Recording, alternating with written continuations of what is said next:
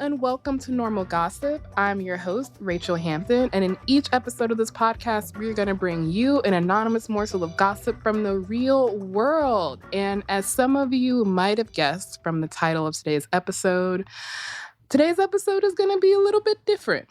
I will not be telling a gossip story to a guest for reasons that I will be explaining in just a minute, but I know that a substantial amount of y'all will probably be tuning out right now. Hopefully, we will see you back here for season 10, which will be airing sometime over the summer of 2026, and which will feature some old favorites, some new and phenomenal guests, and as per usual, some unforgettable gossip. All right, here is where I get personal. I don't really think there is a non-dramatic way to tell this story, so thank you in advance for sticking around. The weekend after Christmas, I had to go to the ER because I was experiencing some symptoms of a stroke. Luckily, as you can maybe tell by the fact that I am recording now and not on medical leave, I did not have a stroke. But I do want to take a minute to talk about something I learned in the ER, which is the acronym BFAST.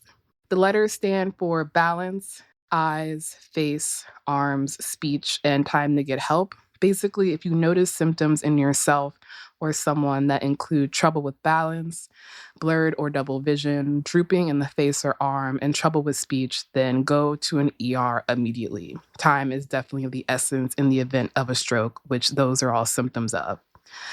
What I ended up getting diagnosed with is something called Bell's palsy, which is inflammation of the facial nerve whose symptoms can mimic a stroke. Luckily, my case was fairly mild. I didn't really notice until I was brushing my teeth one night and realized that I couldn't spit properly, which was relatively minor, but also pretty scary. I couldn't taste on one half of my tongue for a while, which was definitely the strangest symptom, but the one that has lasted the longest besides just exhaustion is a little bit of vertigo, because turns out the facial nerve connects to your inner ear.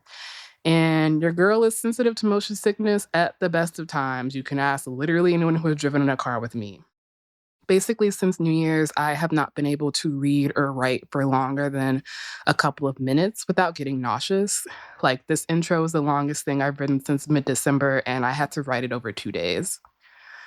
I'm already feeling leaps and bounds better than I was when I went to the ER. I'm back in the gym. I'm seeing a neurologist at the end of January. But the reason I'm giving y'all maybe a little bit too much information about my health is because there was a point when I got back from the mid-season break where I really, really thought I could just muscle through this and deliver the final episode of this season as promised. At this point, I think y'all might have gotten a little bit of an inkling that I am just a little bit of a perfectionist and that I hate disappointing people. Once the ER doctors confirmed I didn't have a stroke, what scared me the most was the thought of returning to work and not being able to perform, which, spoiler alert, is exactly what happened. Luckily, and I keep saying that, but in the aftermath of all this, I actually do feel really lucky and grateful for my family and friends who took care of me, even though I am quite bad at being taken care of. And I feel extremely lucky to work with people who foreground my humanity because they help me realize that going on like nothing happened, like the very basics of my job, reading and writing, didn't actively make me sick to my stomach, wasn't fair. It wasn't fair to me, which honestly, I don't really care about. What actually convinced me was realizing that no matter how hard I tried, whatever episode I delivered right now just would not be as good as I would want it to be. It would be fine. I'm a professional. But I know y'all are smart enough to notice when the quality of the show isn't up to our usual standards. And it just didn't feel fair to me to pretend like everything was okay, even as it would be very clear to y'all that it wasn't. So instead of a usual episode, we are doing something a little different today, since I didn't want to leave y'all with nothing, and quite frankly, because we have contract expectations to fulfill. Though I do want to shout out our partners at Radiotopia for their flexibility at a difficult time. So today, I have got a special guest with me here in the virtual studio, a guest that has been an absolute rock as we try to finish out this season under some extraordinary circumstances. That's right, I have somehow convinced my partner and friend and Normal Gossip's lead producer, Se'era Spragley Ricks, to join me on mic today. Se'era, thank you so much for being here. Thank you for having me. I'm glad to be here to support my friend and chop it up with you today. I'm so happy you're here, not least because you're kind of always here. So it's nice that everyone else can hear you too, instead of you being the voice in my head. I like being the voice in your head, though. I like it too. Today, Se'era and I are going to talk a little bit about what the past year has been like for us at the helm of Normal Gossip. I know this is a lot of people's comfort show, so I'm going to warn y'all that we will be talking about what it means for us as two Black women to be making this show under the second Trump administration. If today is your no news day, then feel free to skip to the second part of the episode where Se'era and I will be reacting to some gossip morsels sent to us by y'all that neither one of us have heard. So, all of that after a short break.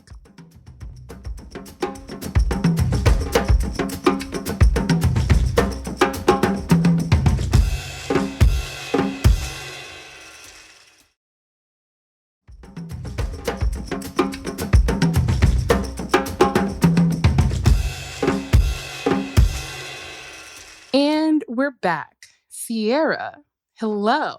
Hi. So, officially, we announced the transition in December of 2024. So, to the audience, it has been about a year and some change. For us, it's been, I would say, about 16 to 18 months since we knew that this was going to happen. What has surprisingly been one of the more controversial parts of this transition is the way that we talk about it, which is with the phrase peaceful transition of power. I opened up a little bit in our episode with Jasper about why we keep saying that, because I was honestly a little taken aback by how many people didn't understand why we kept harping on it. But I wanted to hear your thoughts as someone who understands podcasts and the industry far more than me about how transitions like this usually go. Maybe some of your fears coming into it. And then I wanted to know how you feel like our peaceful transition of power has gone. Yeah. I have witnessed these transitions happen frequently within our industry, and it does not happen like this. It doesn't happen as smoothly and as intentional as our transition did happen. I have friends in the industry that I'm really close with that took over shows that was hosted previously by someone who wasn't a person of color. And when they took over, that, the new host, who was either a Black woman or a person of color, the audience response was really harsh. And at the time, the second Trump administration we were in election season. And then when the announcement was made, he had already won, and he ran on rhetoric that was anti-DEI. And to be frank, I didn't want us to be seen as DEI hires. I didn't want our work and our resumes questioned in a way that made us feel that we weren't worthy enough to take over the show from Kelsey and Alex. I am very understanding that this was their baby that built and cultivated the audience, and they gave incredible seasons. But they also chose us to be the ones to continue this new chapter. And I was really afraid that in the climate that we were entering into this new chapter, that we would not be received well.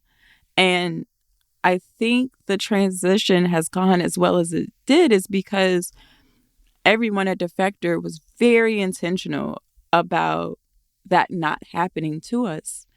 And that meant the world to me. Yeah, I agree. I mean, the reality is that a lot of people, the entire audience, formed a relationship with Kelsey and Alex. I think a word that is tossed around a lot is parasocial, but Mm-hmm. before the advent of radio, which is relatively recent if you think about it, the only voices that you heard were usually people you know. Like having someone's voice in your ear is actually a pretty intimate form. So Yes. it makes sense that people formed a very strong connection to Kelsey. And I think we both knew when we came in as just fans of other projects that there was going to be a section of the audience that was just going to say, you know what? To me, the show is Kelsey and I'm done.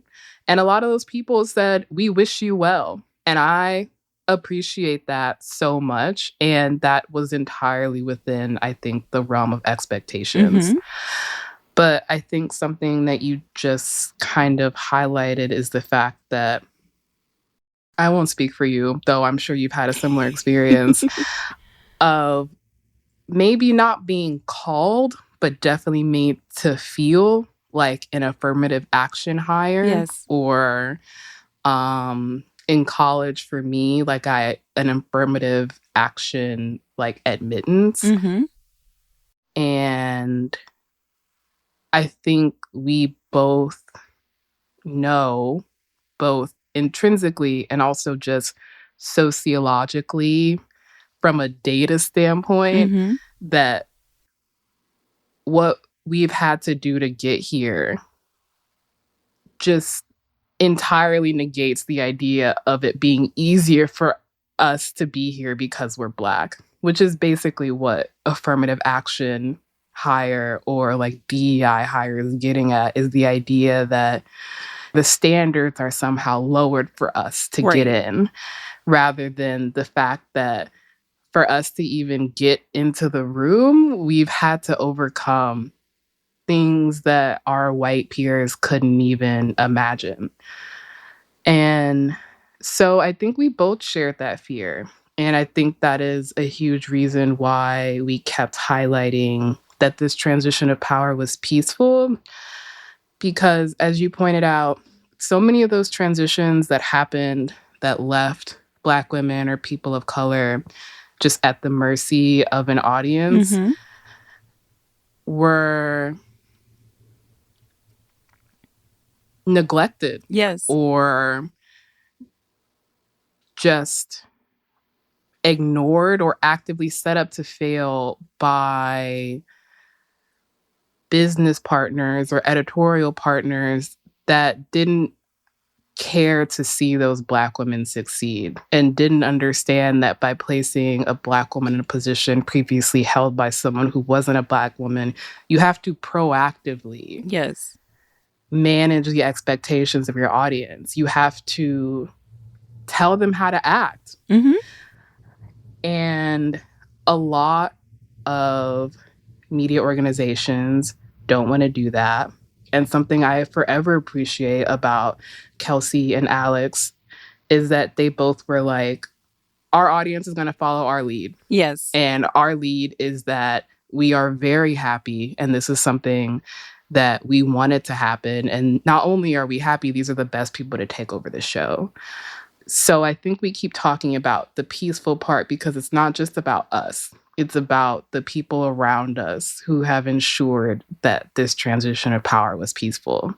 One of the things that I think about and I remember, and I don't even know if I told Alex how that made me feel, but one of the first initial conversations that I had with her about coming on to the show and like essentially taking over her position as the lead producer, I remember we were meeting. That was one of our very first conversations via Zoom.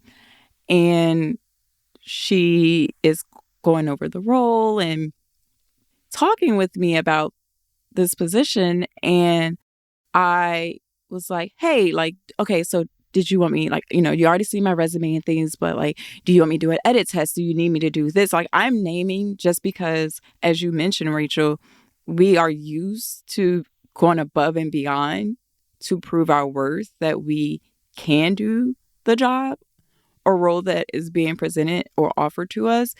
And I remember Alex being like, Se'era, I've worked with you before, because she was a guest on ICYMI when you and I were both there. And she was like, I also have listened to countless episodes that you've produced.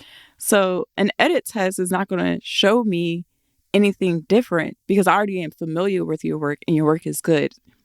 And you should be proud of that and confident in that. And that carried on through our time, like the transition. And, she's still the supervising producer. So like she'll, give notes on different episodes and things of that nature. And she has affirmed my work and allowed me to feel confident enough to not second guess myself when making editorial decisions. And that I really appreciate. And that's how you be intentional and affirm Black women in the workplace.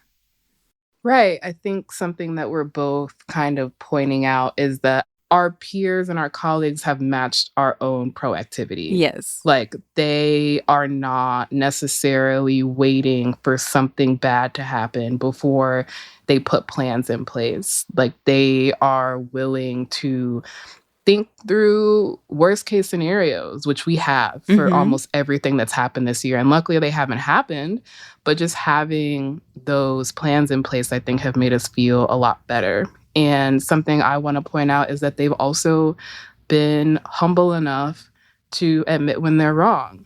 I think a lot of white people, I think a lot of non-Black people are so afraid of being wrong that they end up not listening to the Black person in front of them.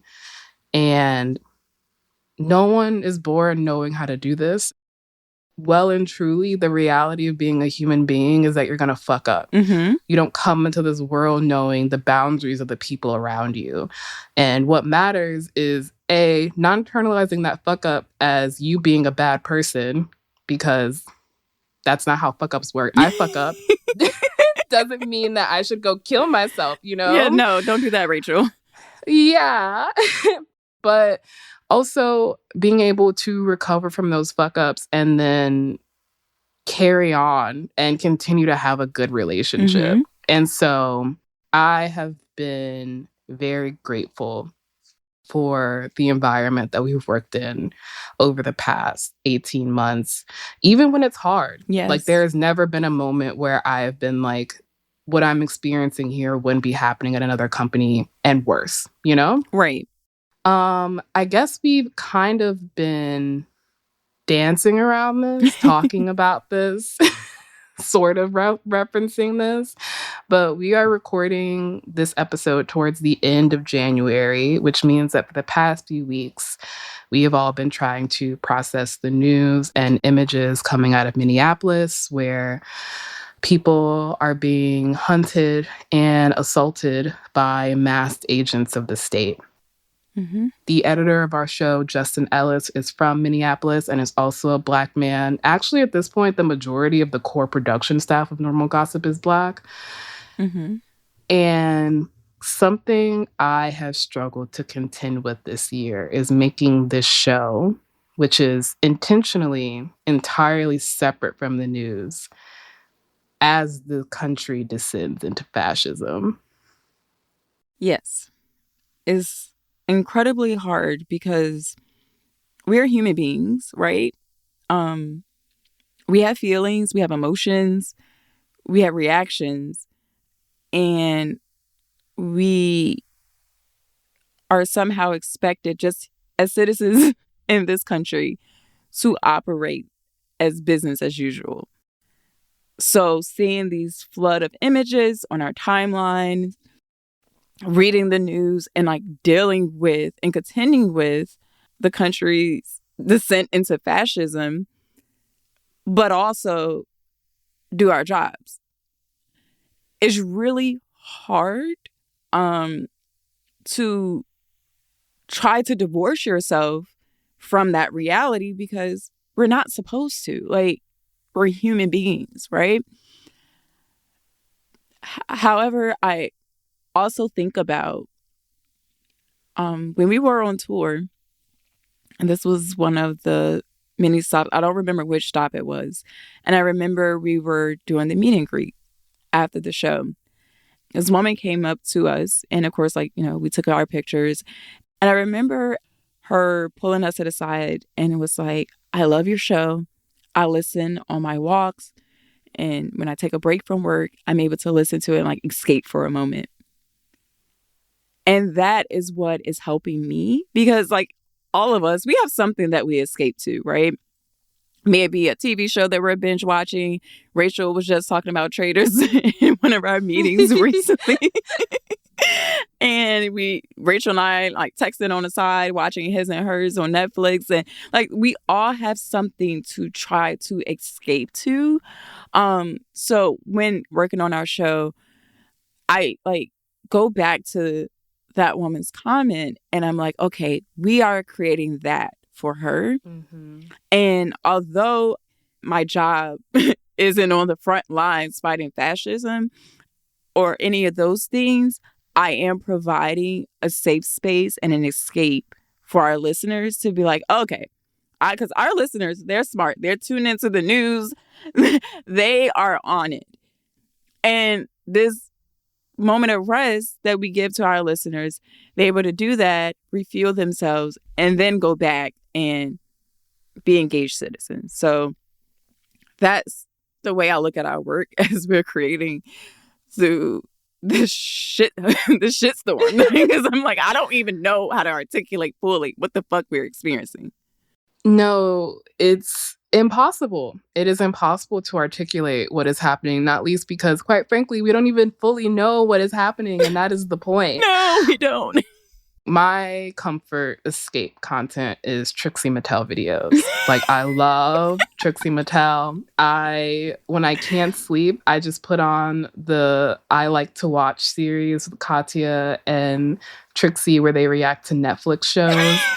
So I have seen almost every episode too many times. So that is my comfort content. And in one of her videos, Trixie was saying that she knew that a lot of people watched her content as a sort of reprieve, mm-hmm. and how she took that responsibility seriously. Because I think, especially as we become more familiar with the terrible ways that Hollywood works, is hard to really empathize with entertainers. Mm-hmm. But I think something I started struggling with pretty early on was trying to maintain the integrity of this space as it was built. Yeah. Which is as a reprieve and not necessarily as a timely show, not responding to the news cycle. Mm-hmm.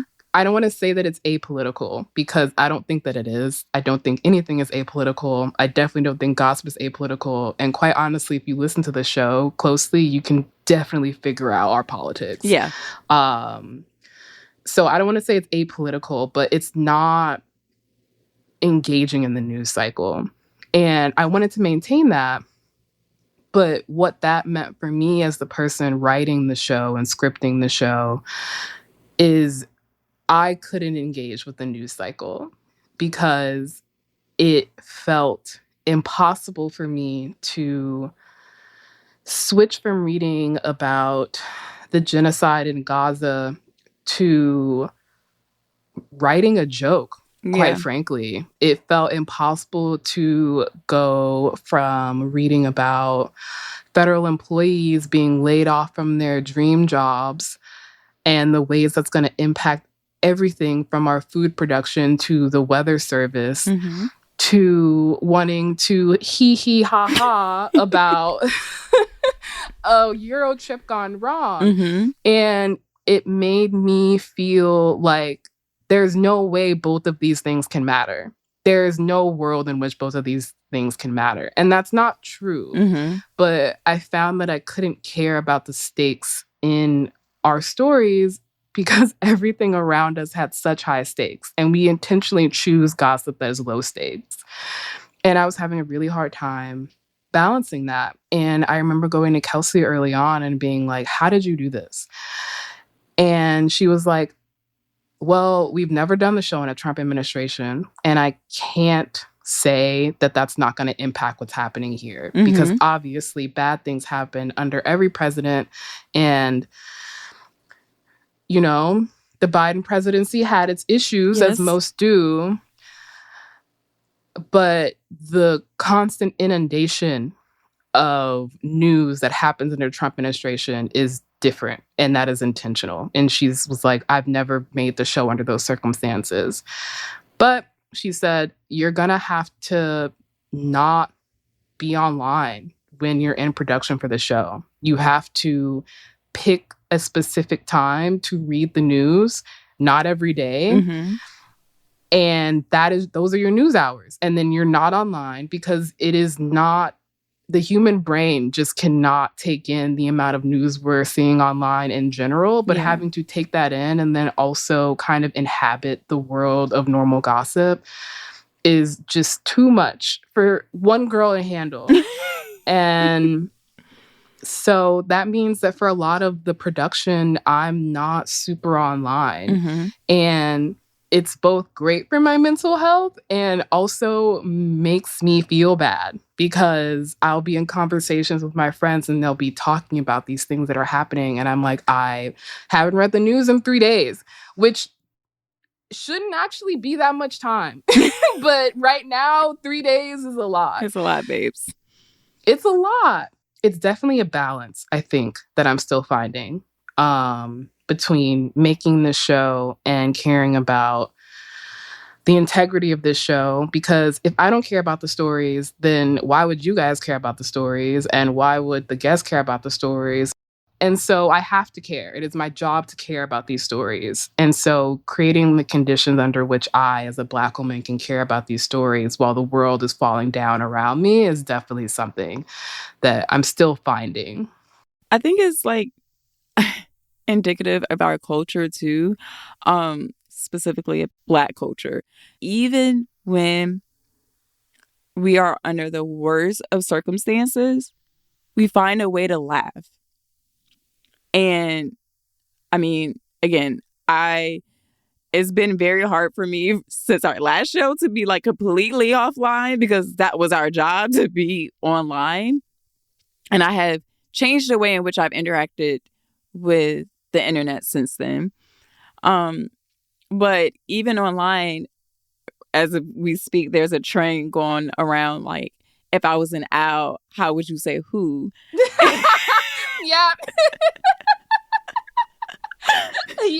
Yeah. The Jamaican who, or the who from Baltimore. There's a Obama who. There's a Medea who. There's a lot of who's out there, okay? But it's in those moments that I'm reminded that, like, we are able to find something to just laugh about and just have fun. And so as I go into production of the show, as I go into editing, as we go into recordings, I'm reminded of my late grandmother, girl, you just gotta laugh. Yeah. And we have to laugh to keep from crying at times.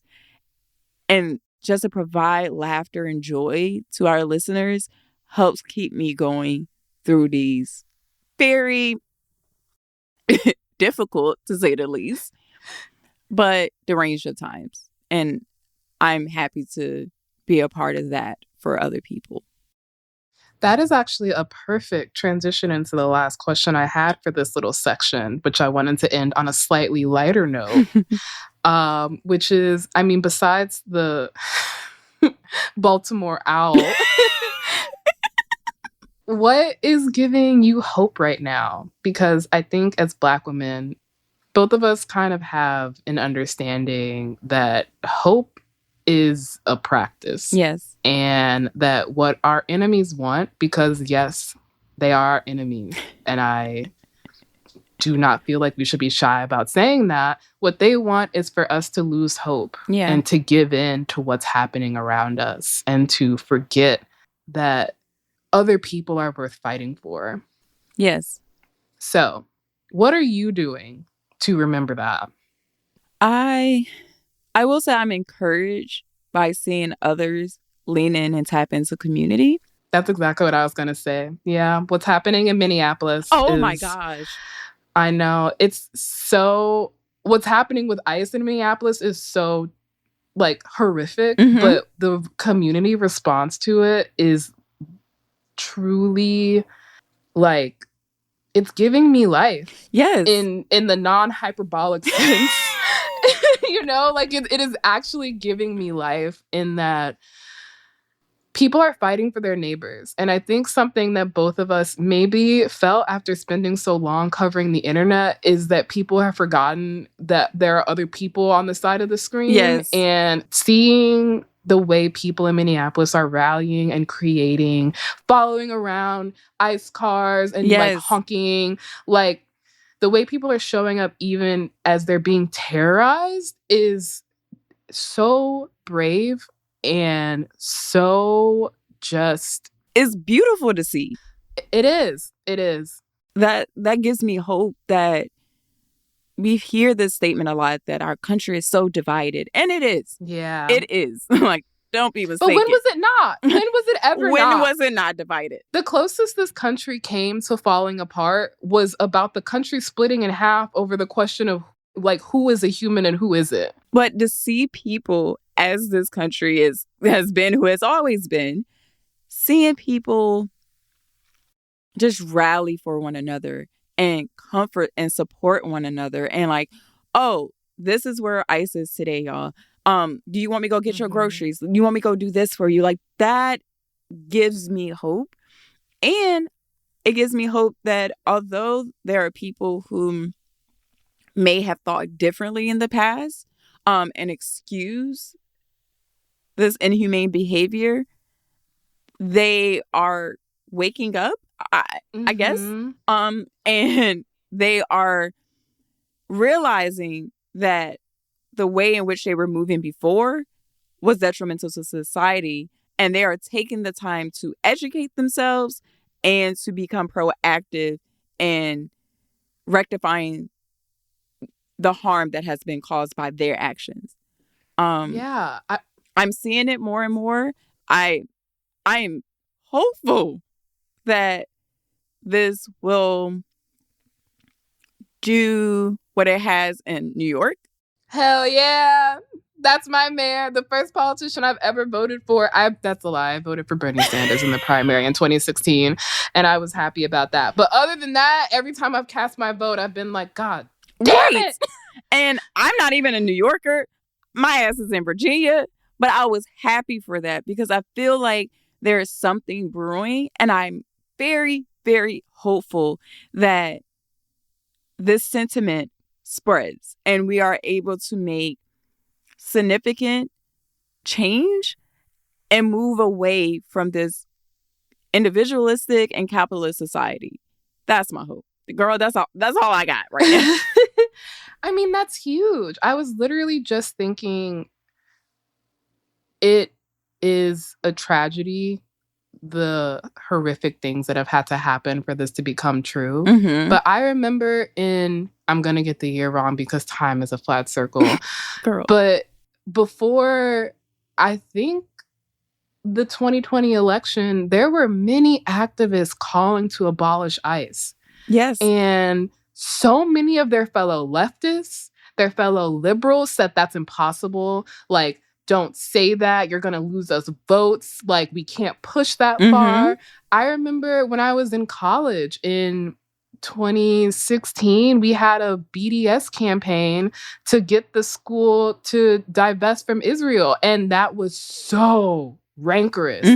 I think it's hard for people who are maybe Gen Z or like younger than the age of 25 to understand just how in lockstep the majority of America, the world, Western society was on Israel until very recently, despite the horrific crimes that were committed before the last few years. Right. And the large public sentiment change against Israel, against ICE in the past few years, some terrible things have had to happen. Yes. Like unimaginable tragedies have had to happen, and they shouldn't have, because people have been calling for this for years.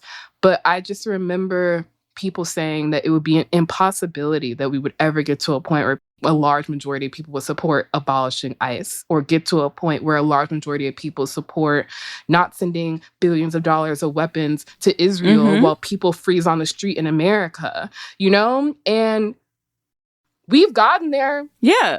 We have gotten there. And so I'm just thinking of the things that people say right now that are impossible, that will not seem impossible in a few years. Hopefully, horrific things don't have to happen for those things to come into place.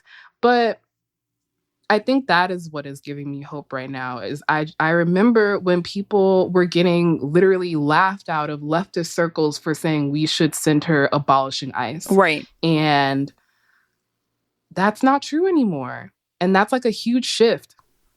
It's a huge shift, and it gives me hope that, like, when my niece is older, this is not something that feels impossible to do, but is within, like, reach, like an election within reach, not so far off. And my hope is that nothing else horrendous happens. I'm not going to comment further on whether I believe that hope will come to fruition.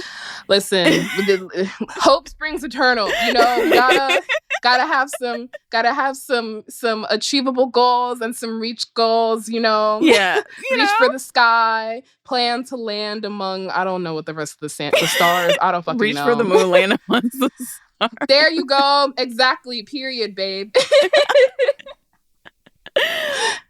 But yes, exactly. I think we are landing on the same place, which I think happens so often you guys would not believe. But also I think means that it is time for a short break. Yes. After which we will be back with some gossip morsels that neither Se'era or I have heard. Our incredible producer, Jay Toviera, has really kept it down over the past month. Like, it's been a struggle. So thank you, Jay. Thank you. We love you. And thank you, Se'era. And thank you to all of y'all. And we'll be right back.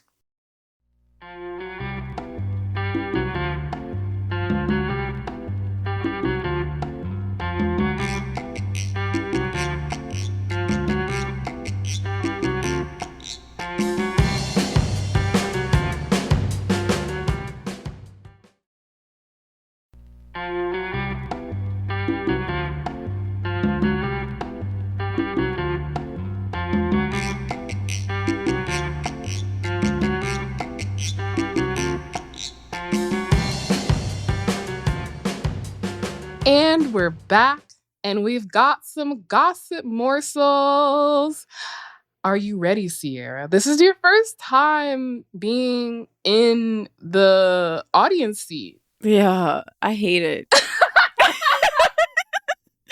You know, I'm too much a control freak for this shit. I want to know.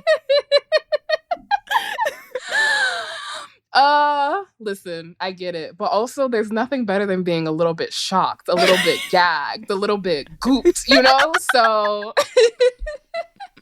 let's see it. Hello, this is Jasper, Defector's business guy. So I went to business school in the mid-2010s. Not to generalize too much, but many people at top MBA programs think of business school primarily as like networking opportunities or finishing school or even just an extended vacation from work. And from that mindset comes a really heavy emphasis on traveling.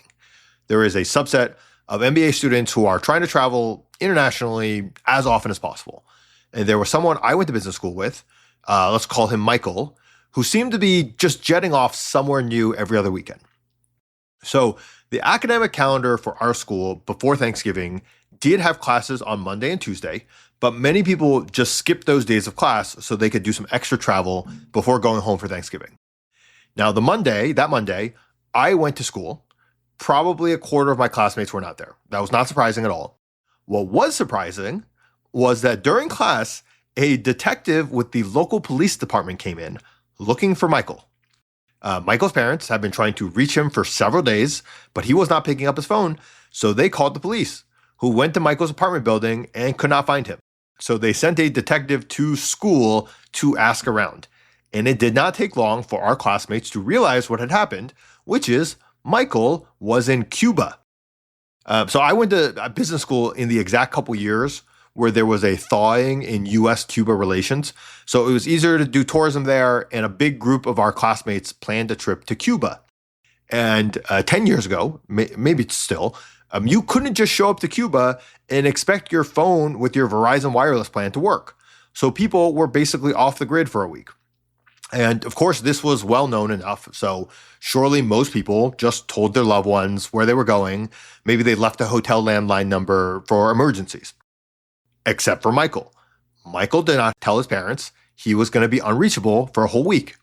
And we later found out the reason for that is Michael had been traveling all over the world without ever telling his parents he was taking trips because he was borrowing money from them to go back to grad school. And he didn't want them to think he was being frivolous with his time and their money, which no comment from me. So this started a long game of literal telephone, because Michael's parents insisted on getting in touch with Michael to confirm that he was safe and presumably yell at him a lot. So lots of people had to mobilize to try to get in touch with like the parents or siblings of other people who had gone on this trip to Cuba, but who had the itinerary and knew how to call the hotel. So this all ended up being a tough look for a 28-year-old man who considered himself a very cosmopolitan person of the world, right? But his friend's parents had to be contacted so that his own parents could yell at him. And it all ended up being fine. Michael was safe. I would say he did travel noticeably less for the remaining time in school. So I think if there's anyone listening who's applying to get an MBA right now, just remember this story. And if you end up in a similar situation, just tell your parents you're going on a fucking camping trip nearby, right? There can be other reasons why you wouldn't answer your phone. Just get ahead of it. So true. It is just like Jasper to give actionable advice at the end of his gossip story. I need to start from the beginning, which is realizing that people go to grad school for vacation. I'm sorry. Listen, that's another tax bracket that I have not touched. No, literally, I am. What do you mean you go to grad school and you spend, where are you getting the money to travel internationally? This happened. Oh God, I hate saying this because it's the most pretentious sentence in the world. I studied abroad in Paris when I was in college. Ooh, BB. I loved it. Okay, Paris is incredible. Sue me. But so many of my classmates would travel. And again, traveling in Europe is different from traveling from America to Europe. Traveling in Europe is so cheap. Not cheap enough that me at 19 was traveling every weekend the way some of my classmates were. Also, I was like, we're in Paris. We have 4 months in Paris. Right. Like, why are you going to Germany every weekend? Like, you're not getting into fucking Berghain, like, or however the fuck you pronounce it. So that's A. B, it is so funny to consider yourself a man of the world and then have your parents be calling every single person you know, blowing up your spot. Because this is exactly what my parents would do. Listen, and I know that. Your mom, too. Your mom would be calling. The way that I was thinking through this, if I was on the phone with the cops or friends, I'd be like, can I just stay with y'all for like a hot minute? No, literally. No, I'm like, I don't want to go back. I had to go to the limits of having, not only to have the police come up to my school, I would be like, actually, I'm going to need a police escort back home. And again, a cab. But I'm going to need a police escort back to the United States because my mother's going to murder me when she sees I'm alive. Yeah, and I need you to stay for a considerable amount of time because she'd be glad. Don't get me wrong. She'd be glad that I'm safe. No, exactly. But then she'd be like, and you couldn't let me know? Like, no, I don't need that type of smoke in my life. So no, literally. My mother made me watch Taken before I studied abroad in Paris.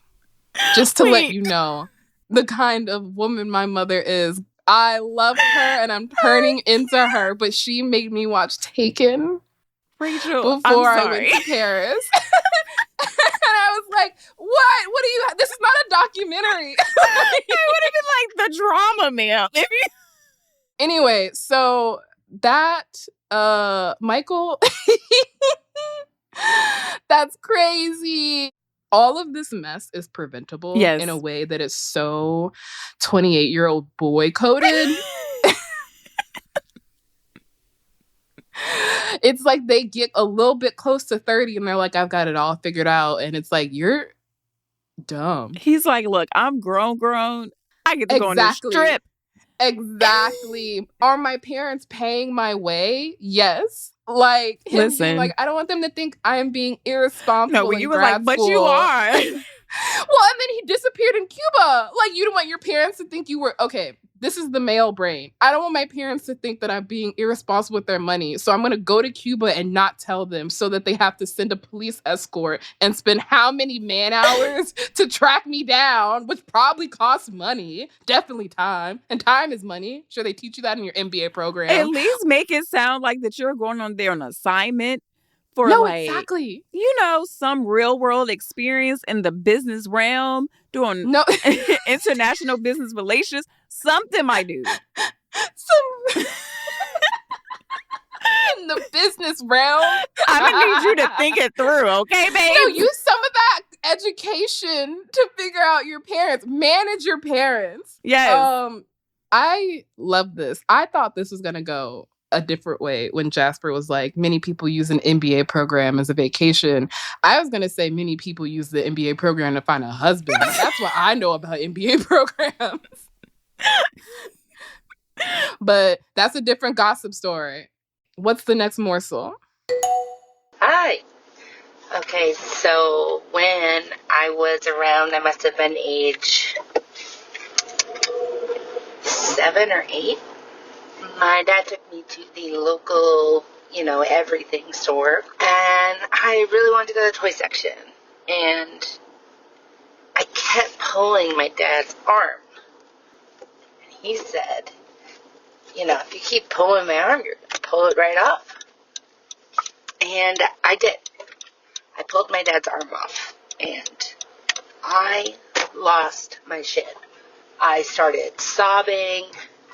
I lied down on the floor. I was inconsolable. And I remember thinking, I've ruined my dad's life.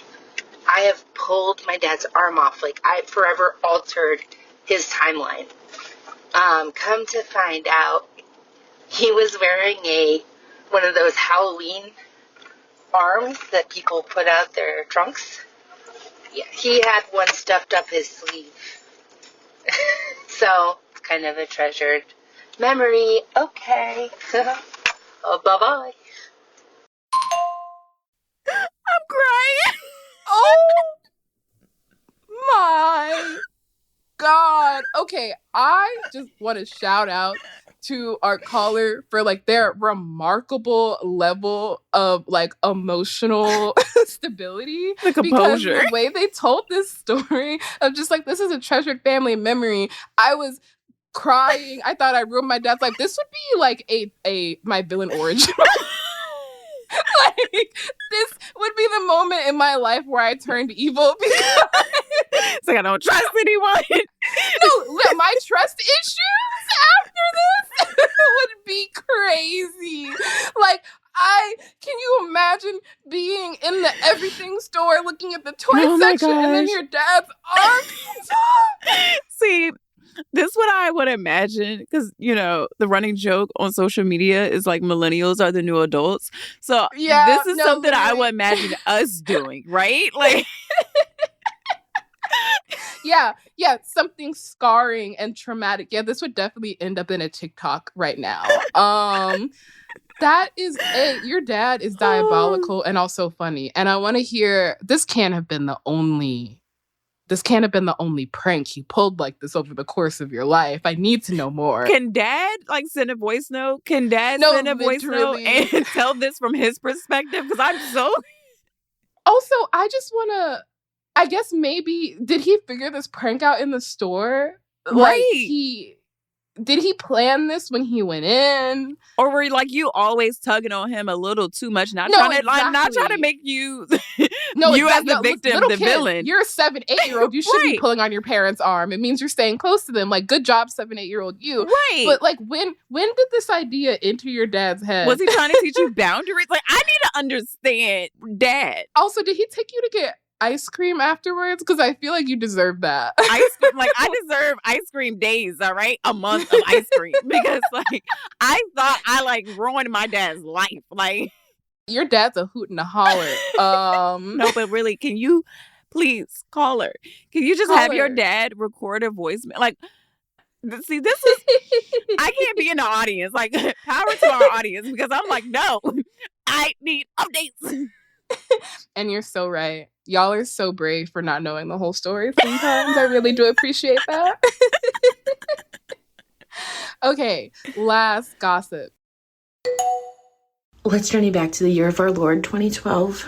Oh, God! There's no Tinder. There's no Hinge. My coworker's like, you gotta get out there. She takes it upon herself to create me a Plenty of Fish profile, which, if you're old, you know. And I read the profile and it's 1,000% not myself. It says things like, I like to hike and go to the gym and I eat healthy. None of these things are true. So I'm finally like, if there's going to be a profile circulating with my picture on it, I might as well like make it myself. I don't take any of this seriously. So I'm just like free typing on the thing like a crazy person. And I'm like, if they don't like it, then they don't like me. And if they don't, then they don't. Fast forward, I go on 3 terrible dates, all of which could be like their own separate movie. And I'm like, they're all serial killers. I will never go on another date from this godforsaken thing again. I'm going to delete this shit. But there was one guy I had messaged and I thought he was like really hot. And I was like, let me just see if he had messaged me back by any chance.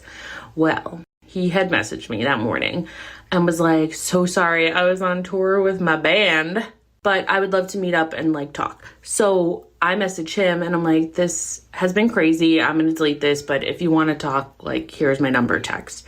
He texts me back.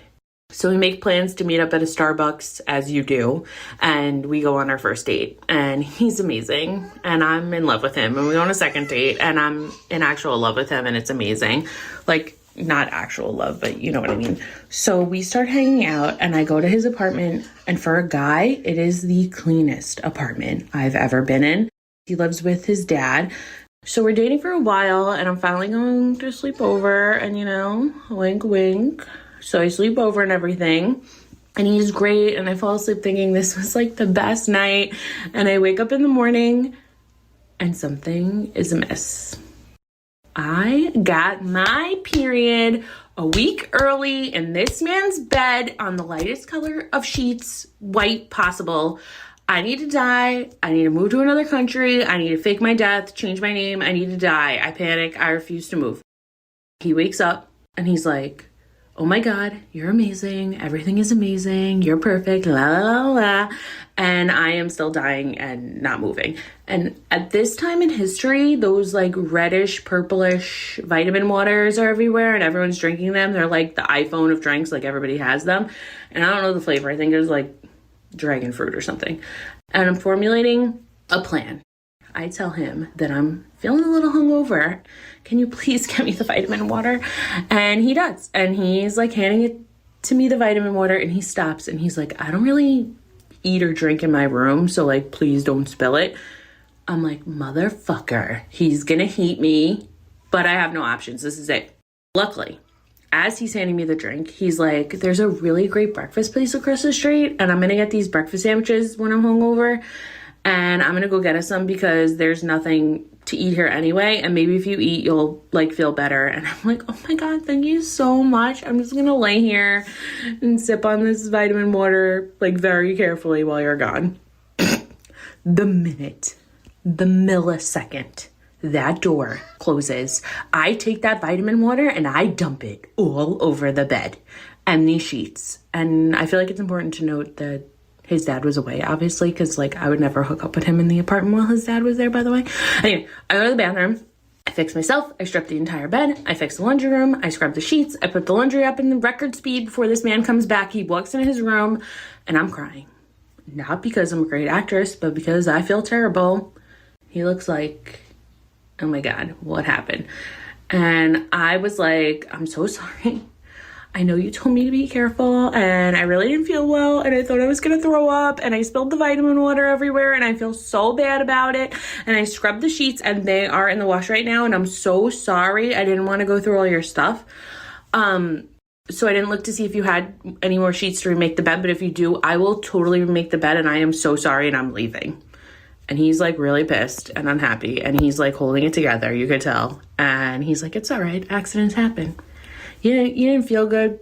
That was so nice. You didn't have to wash the sheets. I would have done it. So then I tried to joke around. I'm like, well, we needed to wash the sheets anyway. Am I right? I distract him. And I'm really apologetic. And I don't leave. And we eat our egg sandwiches. And I'm really guilty. But we fast forward to the next year. We move in together. 6 months later, we get a dog. In 2015, we get engaged. In 2017, we get married. Now it's 2020 and it's COVID. And we're looking at houses, but it's 2020 and it's COVID, so we don't get a house till 2023. At which point, I'm pregnant with our first daughter. And in May, I go in for my induction.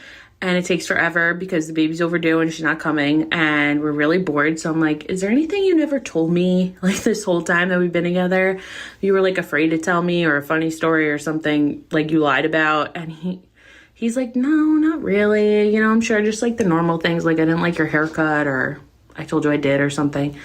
So I tell him the story. And I'm like, I never told you this. And it's really funny, actually. And I tell him the whole story. And he looks at me and he's like, I knew something. I knew it. He's like, this asshole. I told her not to spill the drink and I was nice about it. And he's like, why would you just have never told me this whole time? And I was like, I don't know. Just like in the beginning, I thought you were going to like break up with me or something. And I was embarrassed and then just spiraled and I just like never told you. And he's like, I am a mature adult male. If you can have sex with somebody, you can deal with the fact that they have a period. And if guys can't be mature enough to deal with a period, then they shouldn't be sleeping with women. And he couldn't be mad anymore because I pushed out our baby. And now it's 2025 and we just had our second daughter.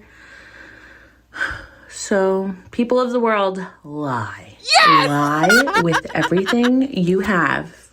And you just might get a happy ending. Okay, I'm not gonna lie. I was like, there's no way this can be true because literally at the beginning of the voicemail, I heard baby in the background. Same. And I was like, oh my God, baby in the background. That's so cute. I keep saying this on the subscriber episodes, but I literally love when you guys send us voice memos and I can hear what's going on in the background. It makes me feel like I'm like right Sitting in the room right with there you. with them. No, exactly. I'm like, I'll hear the little turn signal come on and I'm like, that's right, you signal. Pop off, girl. Rach. So I heard the baby and I was like, wouldn't it be so crazy if like this guy that she's talking about is the father of her child? And I'm like, well, that can't happen because that would be too good. And it was true. Let me tell you, Plenty of Fish. This is the second success story that I know of from Plenty of Fish. And I can't go too much in detail because it's friend of a friend situation, but they are married and have a child too. God. Okay, I think Plenty of Fish in 2012, as with most dating apps, is different from Plenty of Fish in 2026. But also, I've been on a dating app, what's the opposite of a binge? Fast. For, I think, a year at this point. Never felt better, let me tell you. So I don't know what any of the apps look like right now. And that feels so good for my brain. But I'm so happy for you, girl. You found your man on Plenty of Fish. I love how quickly you thought. Listen. I love how quickly the listener thought, okay, I need a red vitamin water. Okay, and I know which one it was. It was a blueberry pomegranate because I love the blueberry pomegranate. I fucked with the dragon fruit too. And it doesn't really have a taste to it. But that blueberry pomegranate looked like it could be blood because I spilled that shit on my like white dress one time and I was mad. So when she said it, I was like, I know which one you're talking about, babe. Oh my God. Okay. Wow. Again, such quick thinking on the caller's part. I do have a question, which is, did it not get into the mattress? Oh, I was thinking the same thing. Unless it was just like she caught it in time. Yeah. Or maybe there was a mattress protector. Maybe she's one of God's favorite and is a light flow girl. I don't know that. I don't know. We're really getting personal on this podcast today. Let's move on. I was like, wait a minute. I forgot we weren't just on the phone. Okay. Okay. So you get your little vitamin water, you spill it, you put it in the wash. I'm not gonna lie. When you said that he was very obviously pissed, I was a little bit just like, fuck this man. But then I remembered that like people are allowed to have emotions. And I would also maybe be pissed if I told someone to be careful in my white sheets and then they spilled it all over. And importantly, he looked pissed, but then said, it's okay. Yes. Which is, I think, the important part of the story. Yes. The turning point where I was like, I'm on this man's side. That emotional regulation happening. Exactly. I was on his side when he got the vitamin water and then said, I'm going to go get us some breakfast sandwiches. Mm-hmm.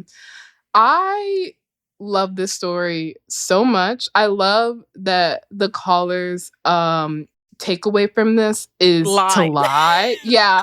I love also that you started a little bit of drama while you were getting induced for your baby, which like is the point at which I don't think a man can ever say anything to you that is not like, you're so great. I literally never want to be pregnant. But I do think it's really funny to use that opportunity to be like, I'm about to do something that you physically cannot and that you know is going to suck. And that you can't be mad at me. You can't be mad at me. So what... have you hid anything from me? And she probably knows this man well enough to know that he doesn't. And then she's like, okay, well, I have a story for you. She's like, let me just create some chaos. No, exactly. She was like, I'm bored. Not enough is happening. The contractions haven't really settled in yet. So let me just tell you. And then she said, all right, time to pop out the baby. Like, I wonder if he even remembers that she told him this story. Because, like, I don't know how much I would remember the conversations I had after, like, my baby got popped out, you know? Honestly, she's the real MVP. I love her. No, literally, I think I said this halfway through the voice memo. I was like, I fuck heavy with this girl. Like, she's an icon. She's a vibe. I love it. I'm obsessed. So from the morsels today, we have learned to let people know that you are going somewhere just in case. You know, you don't want police teams to come searching for you, to respect and honor people's boundaries. So that way they don't have to teach you a very diabolical lesson and to lie. Wow. Those are definitely the main lessons that we need to take from today. Se'era, thank you so much for coming on mic with me. Like, I know it is not necessarily your favorite thing, but you're so great at it. And it's so fun having you here. And if any of y'all say anything but nice things to my girl, I'm going to come to your home. Rachel, no. And I'm going to throw away one of every pair of your socks. So you only have Mitch Mott socks for the rest of your life. Okay, you know what? This is time to wrap. We got to wrap this up. We can't be threatening them. We just said we're going to bring them hope. And now you're trying to bring destruction? Like, no, we got to wrap this up, babe. I said if they say anything, it's mutually assured destruction, all right? Don't say anything mean. You can have your socks, all right? All right. That's it. Okay. Bye, y'all. I appreciate that. Bye.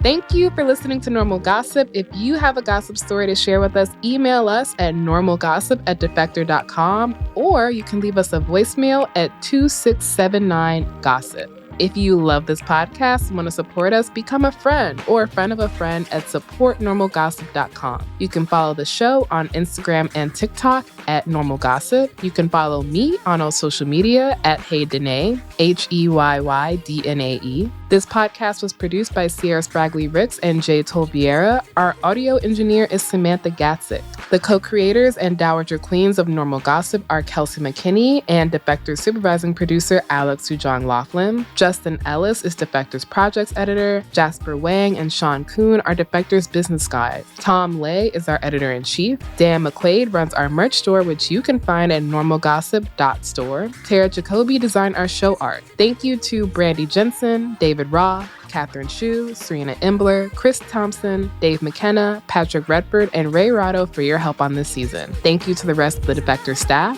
Defector Media is a collectively owned, subscriber-based media company. Normal Gossip is a proud member of Radiotopia. I'm your host, Rachel Hampton, and remember, you didn't hear this from me. Radiotopia.